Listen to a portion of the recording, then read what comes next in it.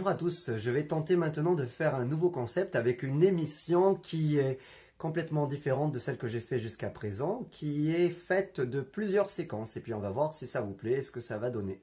Notez bien d'ores et déjà le rendez-vous du mercredi soir puisque c'est le soir où je vais publier dorénavant mes vidéos. Pour aujourd'hui, on va commencer par deux séquences. Une première qui se passe à l'oliveraie de Sémier autour du musée Matisse et où il y a diverses oliviers et je vais vous faire voir comment on peut faire une perspective juste avec des arbres, c'est-à-dire sans point de fuite, sans ligne d'horizon, juste en étageant différents plans d'arbres. Bonjour à tous, c'est Albert Borgel et aujourd'hui on se retrouve pour de nouvelles aventures graphiques et chromatiques. On est à l'oliveraie de Sémier et on va faire un petit dessin où on va bien sûr dessiner les oliviers et faire un paysage avec les différents plans qui vont être faits avec les arbres. Allez, suivez-moi, je vais vous montrer ça. Comment résumer cet arbre? Alors cet arbre, il a ici son tronc et puis des branches qui s'évanouissent dans ce feuillage qui est fait de manière foncée ici, beaucoup plus clair là, et là, voilà. Donc je voudrais le résumer, je voudrais pas faire les feuilles bien sûr une à une, et voilà comment je m'y suis pris. Petite mise au point. Voilà, donc j'ai donné des lignes de force, juste de légers contours, en appuyant avec un crayon gras, qui est un crayon 7B, et puis appuyant, prenant le crayon presque à le faire danser sur la feuille, et puis là pour simplement suggérer une découpe, quelques petits points pour les zones plus claires. Là je suis en train de faire les zones les plus foncées en donnant quelques petits coups de crayon comme ça, tout simplement d'une manière régulière. Donc c'est vraiment quelque chose de très impressionniste. Voilà. On va travailler par zone et par impression. Donc vous voyez que cet arbre là, il est bien foncé, il est dans l'ombre. Moi j'ai décidé de faire simplement le contour de cette ombre. C'est une sorte de licence poétique. Voilà. Donc on peut même décider que le travail s'arrête là. On peut décider que le travail s'arrête là. Et on va faire la deuxième zone qui est là derrière avec d'autres arbres que l'on va faire et puis un autre. Donc tout ça pour marquer une perspective.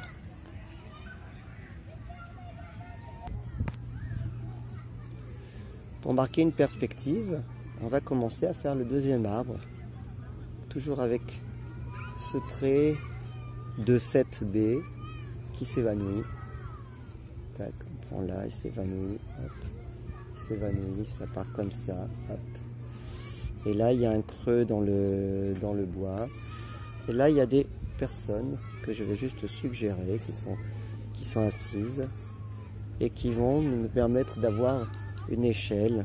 Donc c'est un groupe de mamans qui sont là. On a une deuxième qui est un petit peu penchée là. Voilà. Hop. Il y en a une troisième qui est ici,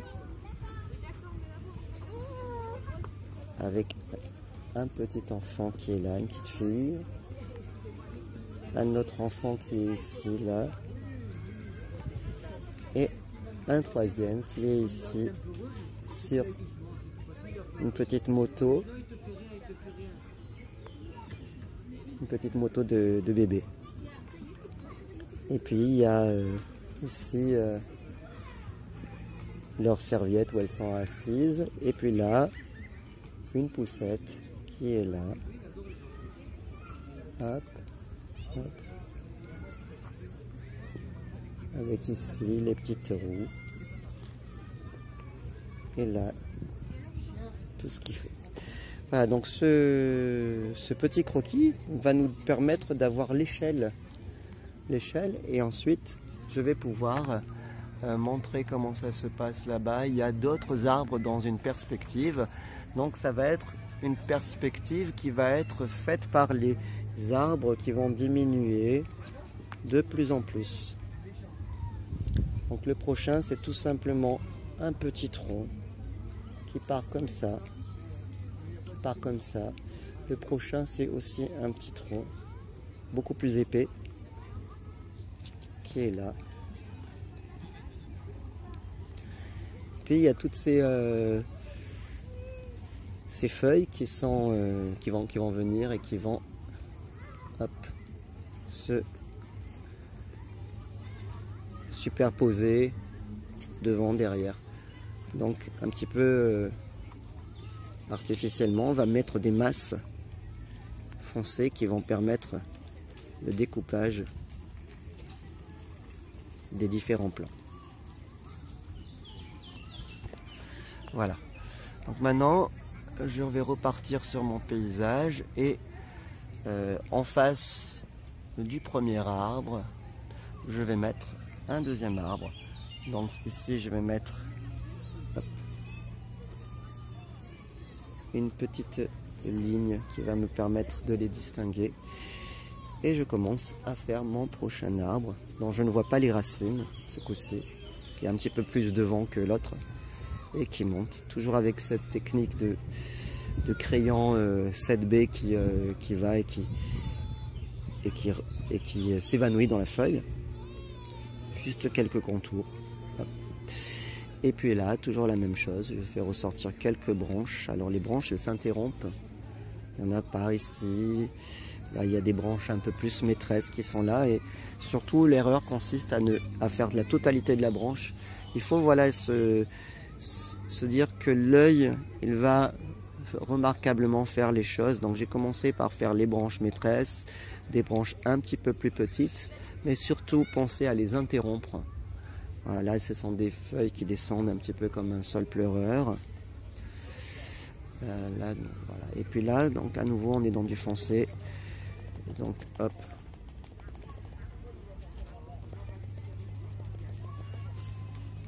Là, je suis vraiment dans des ombres foncées, donc j'y vais très très grossièrement.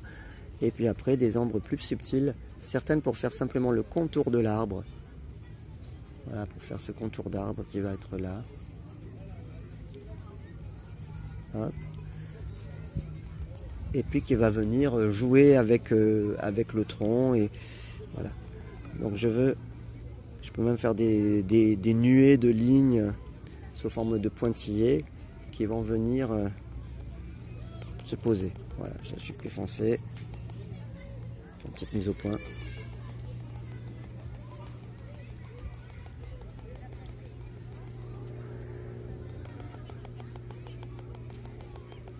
Voilà, donc je suis vraiment dans de l'impressionnisme une fois de plus. C'est-à-dire que je traduis mes impressions, ce qui est complètement conforme à ce que je vois, puisque en fait je ne vois pas les feuilles une par une. Maintenant, je pourrais, si je veux, pousser un petit peu plus et traduire par des petites masses d'ombre. On va retrouver ça ici. Faire une petite mise au point. Et on va faire des petites masses d'ombre si on veut. On n'en est vraiment pas obligé. Alors on peut imaginer un dégradé. Alors ensuite, c'est une question d'équilibre. Si je commence à mettre de l'ombre là, je ne peux pas m'arrêter comme ça. Enfin, je peux, mais ça va sembler beaucoup plus naturel si je ne le fais pas. Donc à ce moment-là, je fonce à certains endroits encore. Et du coup, je suis obligé de foncer à certains endroits du feuillage. Donc là, je peux vraiment faire quelques hachures avec ce grain très épais du 7B qui vont venir là, comme ça. Voilà. Donc là, par contre, j'ai un fort premier plan qui est encore devant et qui vient ici, voilà, ici, avec un arbre qui revient là, qui va sortir hors champ et qui va laisser venir ses branches devant comme un sol pleureur. Et là par contre on va, puisqu'on est vraiment dans le gros plan, on peut faire ressortir quelques feuilles d'arbres, quelques rameaux d'olivier.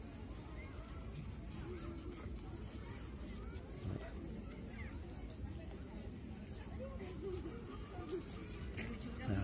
Donc là on a vraiment hop, une branche qui arrive voyez, qui est vraiment très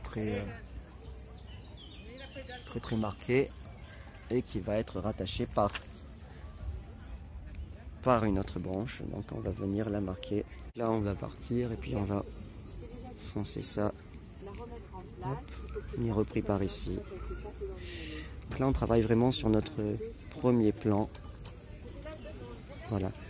Et donc là on peut rajouter du détail, quelque chose qui va par contraste venir vraiment rajouter quelques feuillages plus précis. Alors, on est toujours dans le précis, mais on n'est pas dans le platane de Matisse qui fait les feuilles une par une, hein.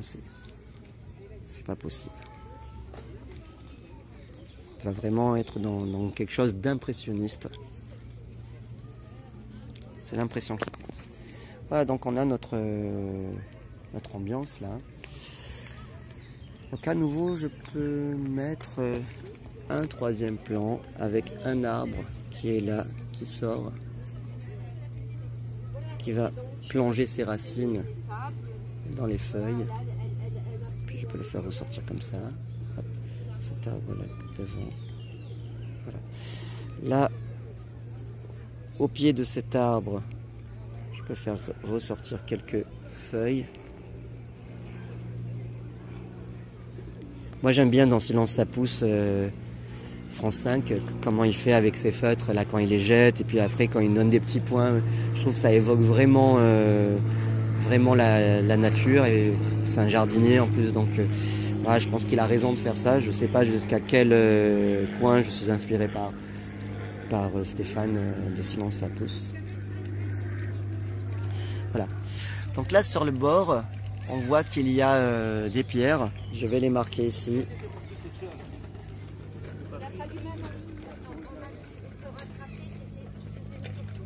Puis voilà, de manière sporadique. Là il y a un petit peu de béton. Puis ensuite il y a des feuilles qui arrivent. C'est pas des feuilles, c'est du gazon. Voilà.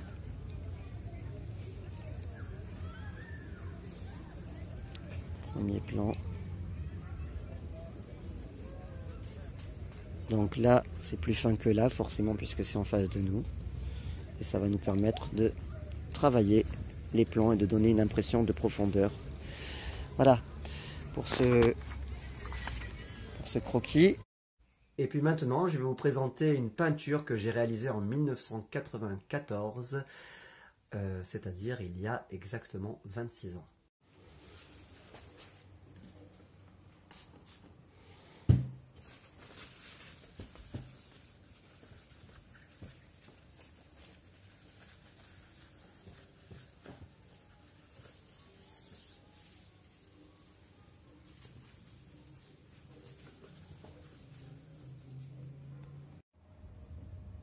Voilà, c'est la muse du Negresco.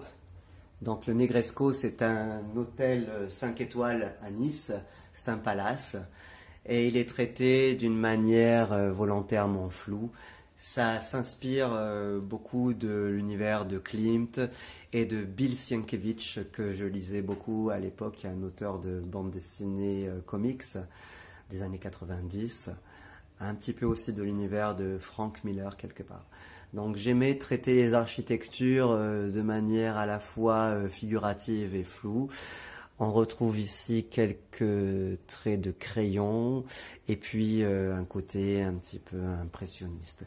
J'aimais bien ces effets de flou faits par tâche, et de sorte à faire rentrer ce qui est à la fois anecdotique en le laissant anecdotique, mais en gardant tout de même la nécessité, la puissance de l'anecdote. Et ces ouvreurs, ces maîtres des clés du Negresco sont très importants, font partie du décor, font partie de l'âme du Negresco.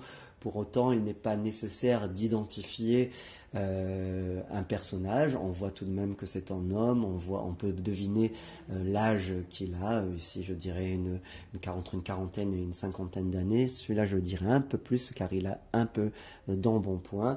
On voit l'entrée du Negresco. Donc, c'était quelque chose qui avait été fait à la fois avec la mémoire, puisque je passais souvent devant le Negresco, étant originaire et vivant à Nice depuis beaucoup d'années, étant passionné par cette ville. Donc voilà, on reconnaît vraiment de manière figurative le Negresco. Ce qui compte pour moi, c'est de donner cet univers onirique avec les flous qui font penser peut-être au rêve, à la mémoire, tout ça. Donc déjà, on retrouve ce qui va faire vraiment partie de mon univers, c'est-à-dire les métaphores et la mythologie grecque, puisqu'il s'agit ici d'un baiser de l'Éros. L'Éros qui est inspiré par les peintures de la Renaissance, de Raphaël, de Léonard de Vinci, avec un aspect très photographique, et aussi de la description de Baudelaire, avec le pantalon noir, la ceinture du serpent qui se mord la queue, et en haut la chemise blanche. Donc il y a une très belle description de l'Éros par Baudelaire. Eros très bien incarné par Jim Morrison, donc c'est les années où j'étais vraiment imprégné par Jim Morrison, et une réflexion par rapport à qu'est-ce que la beauté, avec le noir, le blanc, une très belle femme noire qui est inspirée sans doute par Naomi Campbell, qui était le mannequin phare de l'époque, avec une teinture blonde, et puis une femme blonde, blanche, légèrement cadavérique, et qui est inspirée à la fois par ma muse de l'époque, la fille dont j'étais amoureux à cette époque, qui s'appelait Christine, qui avait ce teint-là, mais aussi par Claudia Schiffer. Donc c'était les années 90, le milieu des années 90, l'époque de Karl Lagerfeld, des top modèles, où les actrices cédaient la part aux top modèles, donc voilà, des femmes qui ont des corps sculpturales de top modèles. Et puis cette torsion, cette douleur qui est celle de l'Éros, qui est celle du jeune homme en quête de sa sexualité à l'époque, qui est donc en 94, j'avais 23 ans, et c'était une époque où, bien qu'étant un jeune adulte, j'étais vraiment dans la fin de l'adolescence, dans la quête de l'amour, de l'amour physique, de l'amour charnel, mélangé à l'amour avec un grand A, l'amour à la fois passion, à la fois l'amour amoureux, puisqu'on voit que cet Eros est à genoux, donc, comme celui qui va faire sa déclaration d'amour et demander sa femme en mariage. Il fait le baise-main aux deux à la fois, au bien, au mal, les fleurs du mal qui disent que bien sûr cette femme noire, elle est magnifique, elle ne représente pas du tout le noir, mais métaphoriquement le blanc et le noir ont toujours été le ciel du jour et de la nuit, donc comme on peut le voir dans la Bible. Et comme dans le yin et le yang, chercher à montrer la nuance. Bien sûr, c'est une toile complètement antiraciste, avec un amour, une dévotion de la femme noire, de la femme blanche, au-delà de tous les clivages. L'homme, il est lui-même extrêmement féminisé, hein, c'est un androgyne. Il est masculin, juste ce qu'il faut. Il a les cheveux longs, mais il a des pattes, il a des lèvres très rouges, on dirait qu'il a un rouge à lèvres. Il a quand même des sourcils fournis. Il a une couronne qui est faite de feuilles de vigne peut-être. On retrouve le paysage niçois à travers les palmiers. On retrouve ici le paysage de l'entrée du musée Masséna qui jouxte le Negresco. Voilà. On a ce côté doré qui fait vraiment penser à la luxure. On a ce blanc immaculé et doré qui fait vraiment penser à tout ce côté luxurieux de la Côte d'Azur, luxurieux qui va parfois jusqu'à la luxure. Donc toujours ce franchissement et cette comment dire, ces frontières entre le bien et le mal. On a toujours ces traitements par les flous et les suggestions, aussi bien par le palmier, voilà, que par ces pins parasols. Voilà. Ça, si on ne voit que ça, on ne sait pas ce que c'est. Et puis, j'aimais bien mettre tout ce rouge sang dans les ciels. J'avais fait toute une collection comme ça et qui symbolise la passion amoureuse, dévorante, la passion sexuelle, sensuelle, la naissance à la sensualité, à la sexualité. Les choses ne sont pas encore clairement définies pour le jeune homme que j'avais à l'époque de mes 23 ans.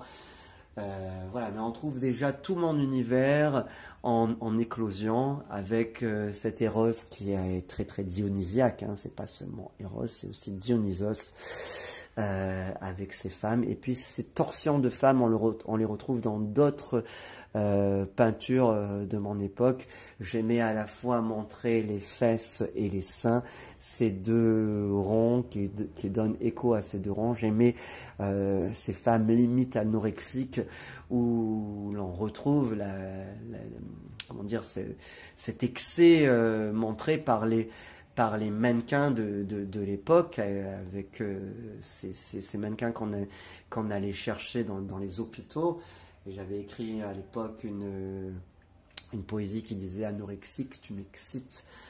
Parce que le discours bien pensant contre les anorexiques ne prenait pas en considération toute cette sensualité qui se dégageait d'un corps qui est à la fois Eros et Thanatos, le bien de la vie, de la joie qui est pleine de vie, qu'on retrouve dans ces formes rondes, mais aussi la mort qui est dans les côtes, qui est dans ces personnes qui ne mangent pas, qui tentent à être maigres comme un cintre qui présente juste des vêtements jusqu'à oublier la personnalité de la femme qui est en dessous. Donc ce sont des mannequins, ce sont des top modèles, mais aussi des top modèles auxquels on peut s'identifier. Elles sont quand même vivantes. Il y a un immense respect pour la beauté, pour l'esthétique, pour la quête de la beauté que le jeune homme en quête de sexualité, en quête de sensualité que j'étais voué à tous ces mannequins, Claudia Schiffer, Estelle Hallyday-Lefébure, Naomi Campbell, et puis une recherche de soi à travers la beauté, à travers une identification à des gens comme Jim Morrison, voilà, qui permettait au jeune homme de rentrer dans un personnage comme l'on emprunte un mythe, comme on emprunte le mythe de Vénus, la Vénus blanche, la Vénus noire, et comme l'on emprunte les mythes de l'Éros. Nous avons ici effacé comment dire, il est effacé, mais il reste encore. Il y a cet arc qui va transpercer de ces flèches d'amour le cœur des muses. Voilà. Donc cette muse, c'est aussi Euterpe qui va devenir par la suite la muse de la comment dire, de la danse, des bacchantes, de la poésie, de la musique, voilà. Donc c'est un tableau que j'ai fait en 1994 et dont je vais me séparer aujourd'hui, qui va aller chez une personne que j'aime beaucoup. Je suis très très content qu'il aille chez elle. Et je voulais faire cette vidéo à la fois pour l'authentifier et pour lui donner du cachet et pour lui dire au revoir, parce que c'est vraiment une partie de moi qui part.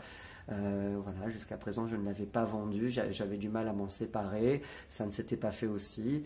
Et là il part chez quelqu'un qui a un coup de cœur pour lui, donc j'espère qu'il va lui porter beaucoup de bonheur. Et voilà, il est temps de se séparer de ses enfants.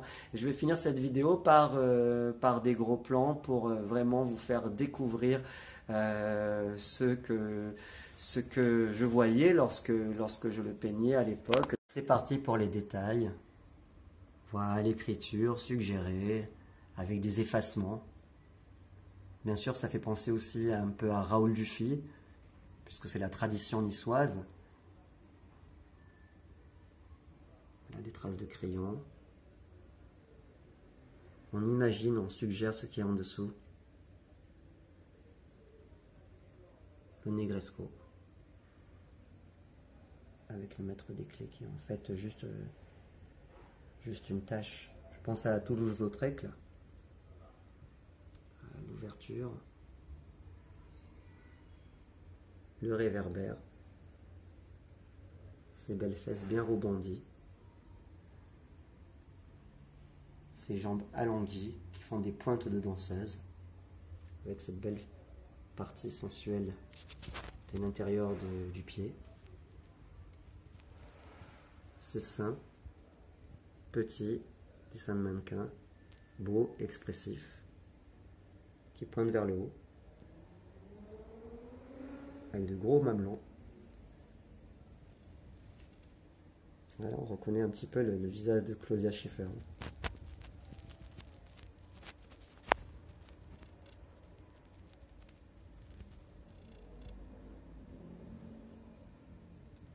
Une bouche très sensuelle, des traits très fins pour délimiter qui font quand même penser légèrement à de la bande dessinée.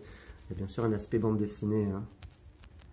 Mais bande dessinée qui fait toujours un rapport avec l'art. Comme c'était le cas avec Bill Sienkiewicz, dont je vous invite vraiment à regarder l'œuvre. C'est celui qui a fait Elektra Assassin, les nouveaux X-Men dans les années 90, sur un scénario de Chris Claremont, je crois. La belle Black, aux yeux bleus, avec les cheveux blonds, qui ont une texture tout de même de noir. Elle a un turban. Des efforts de finesse dans les traits, dans les points. Voilà mon autoportrait métaphorisé. Adolescent, fin d'adolescent, début d'adultité, 23 ans. Les yeux fermés. Prend vraiment plaisir à se baiser. C'est vraiment le vrai baise-main, puisqu'on n'embrasse pas dans le baise-main français, on se penche vers les mains de la femme et l'on ne porte pas ses lèvres sur les mains. C'est faux quand vous voyez que les gens baisent la main, c'est pas du tout dans la tradition française du baise-main. Donc j'aimais travailler par des flous et faire ressortir quelques traits de contour dans un aspect bande dessinée, mais vous voyez tout de même pour les pattes, là où je voulais faire sortir les contours, là pour le cou, pour les lèvres, ils y étaient tout de même. Et puis parfois ça partait dans des flous. J'aime bien en fait, je pense que c'est une technique que je vais réutiliser, que j'avais oubliée, et en fait le fait d'analyser cette toile bien me permet à la fois de vous la montrer et de reprendre conscience de choses qui se sont passées il y a quand même 26 ans et que j'avais peut-être oublié, je suis passé à autre chose et pourquoi pas les réutiliser de temps en temps. Donc là nous avons le pantalon en cuir, hein, cuir noir avec un bel effort sur le reflet, qui rappelle bien sûr Jim Morrison. Cette ceinture du serpent qui se mord la queue, mais qui est à peine suggérée, c'est un peu une private joke pour ceux qui ont lu Baudelaire. Voilà. Nous avons ici